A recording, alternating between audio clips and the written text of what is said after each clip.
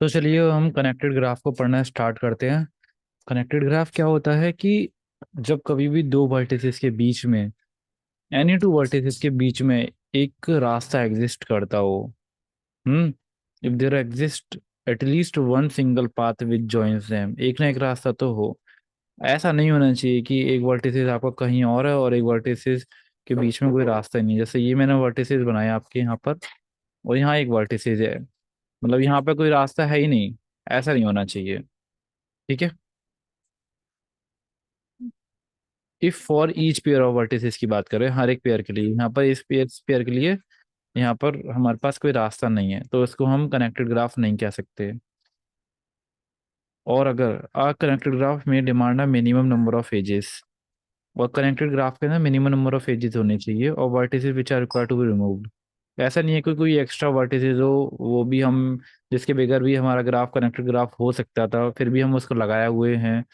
ठीक है, ऐसा नहीं होना चाहिए। जैसे मैंने अभी बनाया था ना यहाँ पर, तो इतना ग्राफ तो कनेक्टेड है। इतना वाला ग्राफ में अगर बात कर रहा हूँ यहाँ पे, इतना वाला पोर्शन, लेकिन ये ग्राफ एक अलग ही, ये वाला वर्टिसेस हमारा एक अलग ही हो गया। तो मिनिमम नंबर ऑफ वर्टिसेस 4 होना चाहिए थे जिनसे हमारा ग्राफ कनेक्टेड हो रहा है, ऐसी कोई रिक्वायरमेंट नहीं है। खैर, अभी तो ये सिर्फ एग्जाम्पल के लिए समझाया था, आप अभी सिर्फ टॉपिक को समझो, क्योंकि मैं डायग्राम से ज़्यादा बेटर तरीके से आप लोगों को समझा पाऊंगा। तो आगे चलते हैं हम लोग यहाँ से भी। वॉक क्या होती है, वॉक के बारे में पढ़ते हैं।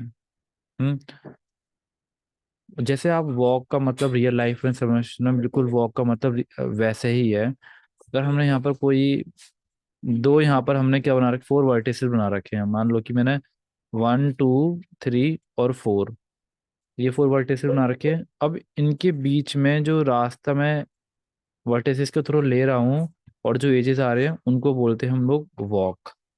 ठीक है। अब अगर मुझे यहाँ वॉक बनानी है, तो मैं यहाँ, इन ये जो मैंने यहाँ 1 2 3 4 वर्टिसेस लिए हुए हैं, आप इनको V1 V2 करके कंसीडर कर लो, उससे बेहतर तरीके से आ पाएगा। तो वॉक बेसिकली एक सेट है फाइनाइट सीक्वेंस का। ऐसा नहीं कि इनफाइनाइट हो रहा है, इनफाइनाइट नहीं होना चाहिए, फाइनाइट होना चाहिए सीक्वेंस। जैसे मुझे पहुंचना है V4 पर पहुंचना है, ठीक है, और V4 पर मैं कई सारे रास्ते से होकर गुजर सकता हूँ। देखो, तो पहले जो मेरी वॉक है वो यहाँ पर क्या होगी, V1 से स्टार्टिंग की, V1 से मैं गया V2 पर, तो हम दूसरे नंबर पे क्या लिखते हैं, एज।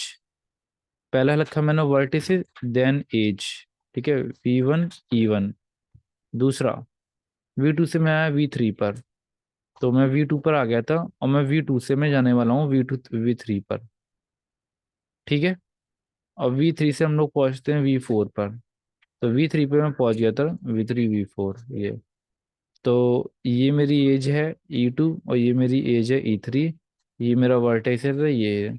तो आप दोनों में से किसी भी फॉर्म में रिप्रेजेंट कर सकते हो, या तो एज को खोल कर लिख दो, या फिर एज को इवन करके लिख दो। दोनों ही तरीके हैं। अब ये मेरा वॉक 1 था। अब मैं बिल्कुल डायरेक्ट भी तो जा सकता हूँ, तो V1 से मैं V1 4 पे पहुंच गया। ये भी तो ठीक है। और यहाँ पर आपको V4 लिखना पड़ेगा, क्योंकि जहाँ पर आप पहुंच रहे हो आपको उसका टारगेट लिखना पड़ेगा। वेट, ये V4, और यहाँ पर भी लिख लेना, ठीक है, इधर साइड पर V4 यहाँ पर ये है।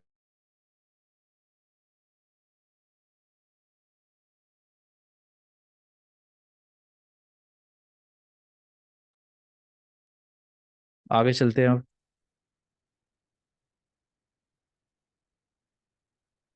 Consider the graph on 5 vertices. हमारे पास ये 5 वर्टिसेस का ग्राफ है, और हमें क्या निकालना है, 7 एजेस है। फाइंड X1 से X5 ऑफ लेंथ L। देखो, X1 से मुझे पहुंचना है X5 पर, लेकिन वॉक की लेंथ L होनी चाहिए। अब एक मिनट, जरा वॉक की लेंथ कैसे निकालते हैं उसको देख लेते हैं। यहाँ पर ये लिखा हुआ है कि अगर हमारे पास V0 से VK के बीच में आप जा रहे हो यहाँ पर, ये तो कितने वर्टिसेस और कितनी एजेस आप एनकाउंटर कर रहे हो, वही उसकी लेंथ होगी। मतलब नंबर ऑफ एजेस ही मेरी उसकी लेंथ कहलाएगी। तो यहाँ पर, हाँ, X1 से X5 तक के बीच में। चलो चेक कर लेते हैं एक बार जरा, यहाँ पर हम लोग जरा, 1 2 3 4, मतलब ये तो हम लोग नहीं, डायरेक्ट सीधे सीधे जा रहे हैं यहाँ से, ये और कोई रास्ता मिल ही नहीं रहा है। लेकिन अगर हम एक्स वाई पर दोबारा पहुंचने के बाद दोबारा वापस आकर दोबारा घूम फिर के जाते तो कोई दिक्कत नहीं है। 1 2 3 4, मान लो कि 5, फिर अगेन 6, देन 7। सही है ना? देखने रहा।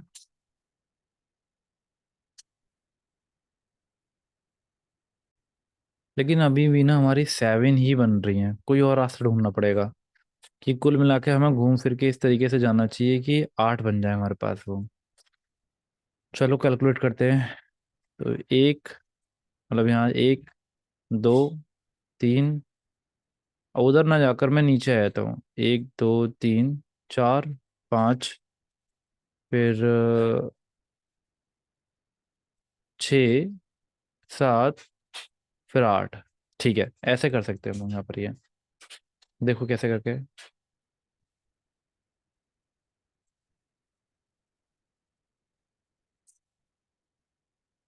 हम लोग स्टार्टिंग कर रहे हैं x1 से। x1 से हम लोग चल दिए x1 x2 के थ्रू। फिर हम लोग कहाँ पर आ गए? चलते हम लोग x3 पर। x2 x3 पर चल दिए यहाँ पर, ठीक है। तो x3 से x5 पे पहुंच जाते हैं। x3 से x5 पे पहुंच गए। फिर अब x2 पे चलते हैं, देख लेते हैं जरा। अगर अभी पता नहीं, 1 मिनट को जरा, कुछ हो सकता है कि गलती हो। चेक करते हैं। x2 x3 पर हम लोग यहाँ पर आ गए थे, x3 पर हम लोग पहुंच गए थे। अब x3 से हम लोग x5 पर पहुंच गए हैं हम लोगों को। x5 पर पहुंच गए थे हम लोग, x5 पर। देन x5 से हम लोग पहुंचते हैं x2 पे अगेन।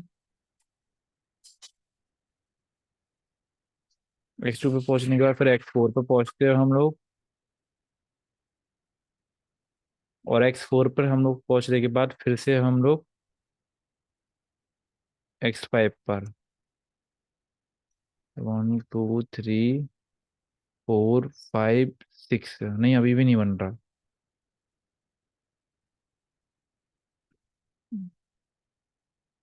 1 2 3 4 5 6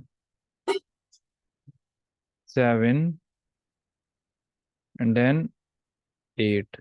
हाँ, ऐसे बन सकता है।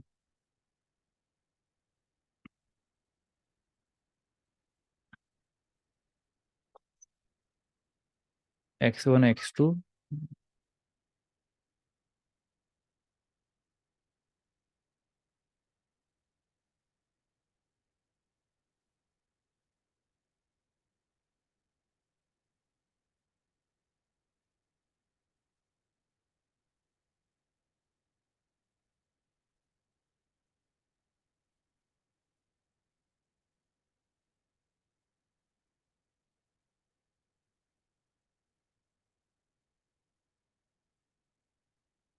देखने में तो ना पता चल रहा है, लेकिन जब जब लिखने जाते हैं ना तभी भूल जाते हैं। आ, 1 मिनट रुको जरा, थोड़ा कंफ्यूजन हो रहा है इसके अंदर।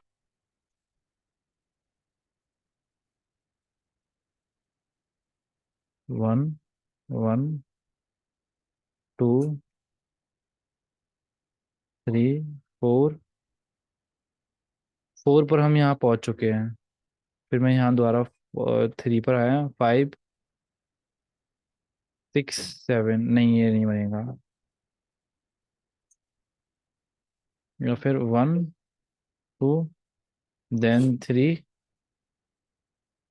देन 4, फिर 5, फिर 6।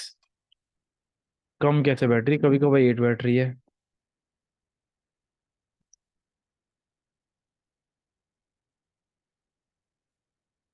2 3 4 5 6 देन 7 देन 8। अब बन गया।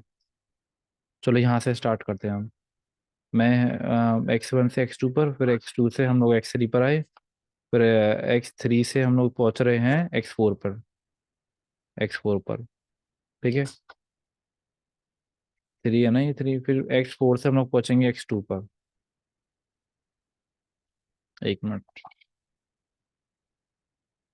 एक्स x4 पर पहुंच गए, अब x4 से हम लोग पहुंचेंगे x2 पर। x2 पर पहुंचने के बाद हम लोगों को जाना है x5 पर। x2 x5, x5 पर पहुंचने के बाद हम लोगों को जाना है x4 पर अगेन। x5 से x4 पर, x4 पर पहुंचने के बाद